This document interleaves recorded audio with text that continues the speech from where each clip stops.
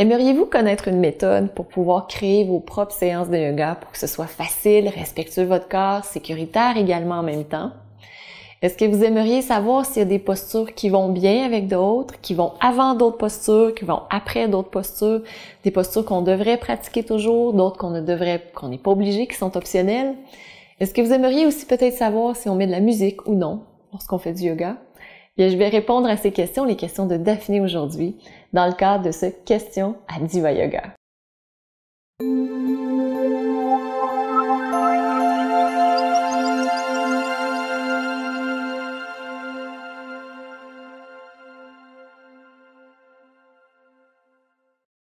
Namasté.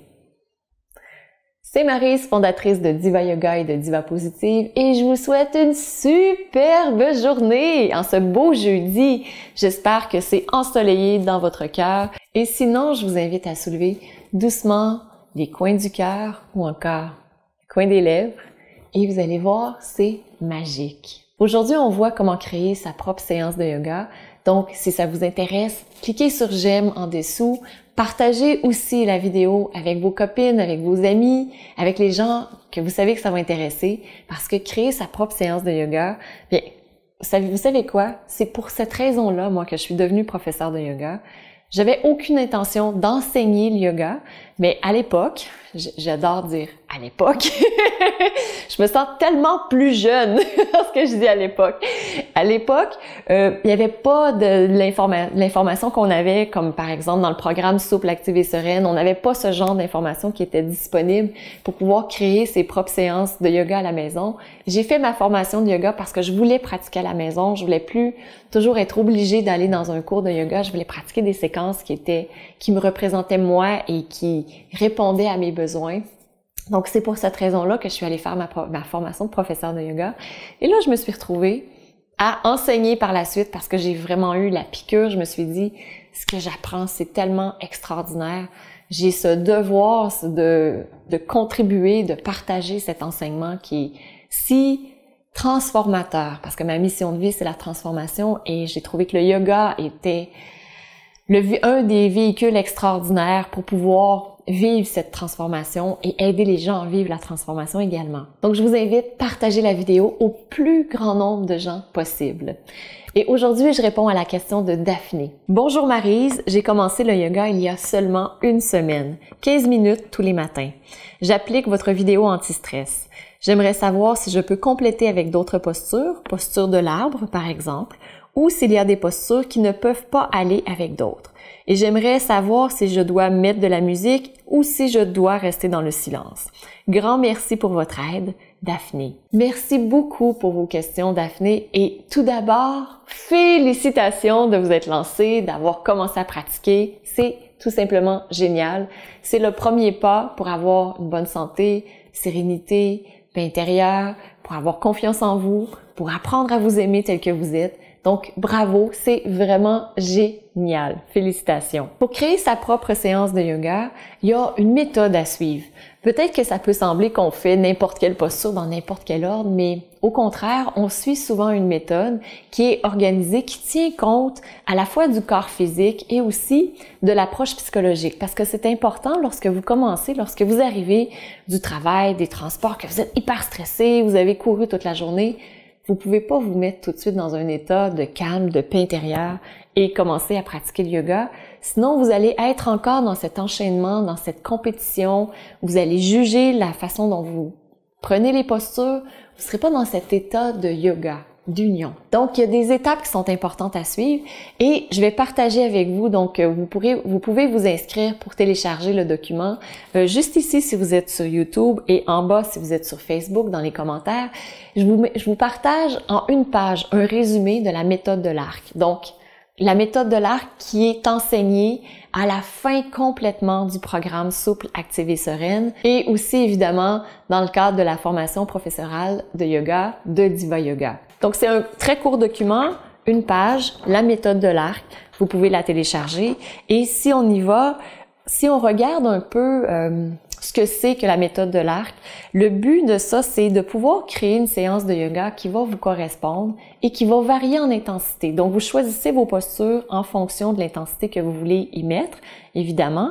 Et il y a certaines étapes qui sont optionnelles. Donc, vous regardez quels sont les bienfaits que vous voulez avoir, quel âge vous avez, quel état de santé vous avez également.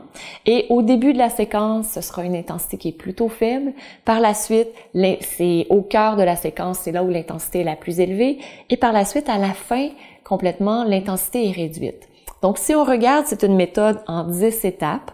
On va regarder rapidement chacune des étapes. La première étape qui est essentielle, qui parfois n'est pas faite pendant les cours de yoga, et moi je trouve que c'est très dommage, c'est la centration. C'est de retourner vers soi. Parce qu'on a été tellement sollicité par l'extérieur, on a besoin de faire un retour vers soi afin de savoir la posture que je pratique maintenant, est-ce qu'elle me convient? Est-ce que j'adopte la bonne version? Toutes ces questions qui sont extrêmement importantes, qui vont venir de votre intuition intérieure à force de pratiquer, si vous faites la centration, vous allez pouvoir y répondre. Donc, si vous êtes stressé, ça va vous prendre plus de temps également pour faire la centration. Ça se pourrait aussi que vous ne fassiez que des exercices de centration si vous êtes très, très stressé, si vous êtes anxieux. Ce sera donc une centration extrêmement enracinante qui vous amène dans le moment présent. C'est le but, vous amener dans le moment présent, vous connecter à vous-même. Par la suite, vous avez un objectif probablement que vous avez pour votre séquence et qui peut changer après la centration. Si vous vous rendez compte que vous êtes excessivement fatigué et que vous aviez prévu une séance avec une grande intensité, c'est le moment d'ajuster votre séance. Donc, vous pouvez vous assurer de faire par la suite les échauffements qui vont être d'une durée et d'une intensité variable selon votre âge. Donc, les échauffements, c'est un autre élément obligatoire. Donc, il y a 3 éléments obligatoires. Il y en a 2 tout de suite au début. Les échauffements qui varient en fonction de votre âge, en fonction de votre état de santé actuel, qui varient également en fonction de votre condition physique. Par la suite, si vous voulez augmenter votre énergie, salutations au soleil.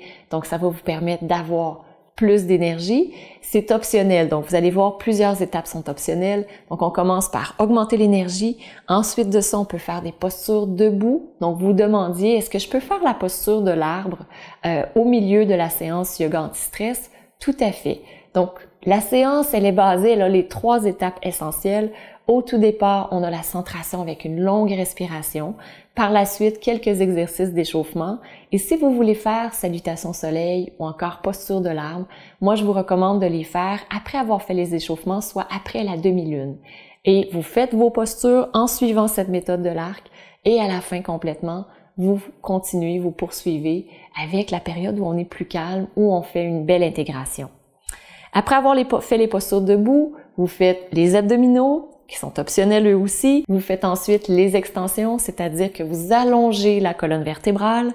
Par la suite, les torsions qui vont vous permettre d'avoir plus de fluidité au niveau de la colonne vertébrale, de garder un corps jeune. Ensuite, on fait flexion, ouverture des hanches.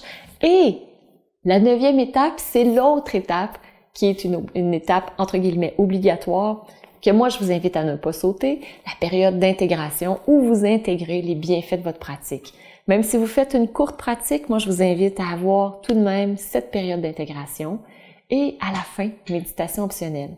Donc, je vous invite à télécharger ce guide juste ici, si vous êtes sur YouTube, ou encore en bas, si vous êtes sur Facebook, pour pouvoir avoir un résumé et lorsque vous créez votre propre séquence, savoir c'est quoi un peu l'ordre, dans quel ordre vous voulez pratiquer les postures. Si vous êtes professeur de yoga, vous avez peut-être observé qu'on fait les extensions, par la suite les torsions et par la suite les flexions.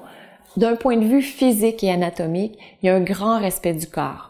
Parfois, ce qui est fait, c'est qu'on fait des extensions et tout de suite après, on va faire les flexions. Ça stresse le système nerveux et en plus de ça, c'est pas très bon au niveau des muscles qui soutiennent la colonne vertébrale. Donc, et en plus, vous éliminez les effets des extensions que vous avez pratiquées. Donc, c'est une petite note que je voulais rajouter à ce sujet-là. Et pour la musique, Daphné, vraiment, vous ne devez pas en avoir et vous ne devez pas ne pas en avoir. Suivez votre intuition. Est-ce que la musique va vous permettre de vous connecter encore plus avec vous-même? Si oui, allez-y.